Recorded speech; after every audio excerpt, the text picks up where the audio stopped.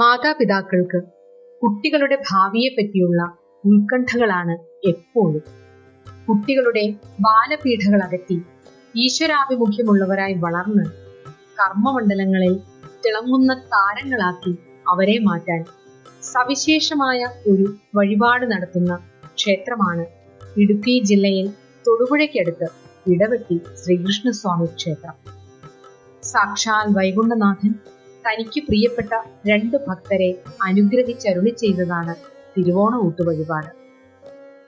ദ്വാപരയുഗത്തിൽ ആയുർവേദത്തിന്റെ ആചാര്യന്മാരും ദേവവൈദ്യന്മാരുമായ അശ്വിനി ദേവന്മാരുടെ പുത്രനായ നകുലൻ ഇവിടെ ശ്രീകൃഷ്ണ ഭഗവാനെ പ്രതിഷ്ഠിച്ച ശേഷം ആദ്യമായി ഭഗവാനെ നമസ്കരിച്ച് പ്രാർത്ഥിച്ച് നിവേദ്യം നൽകിയത് ഒരു തിരുവോണ നാളിലായിരുന്നു അത്ര.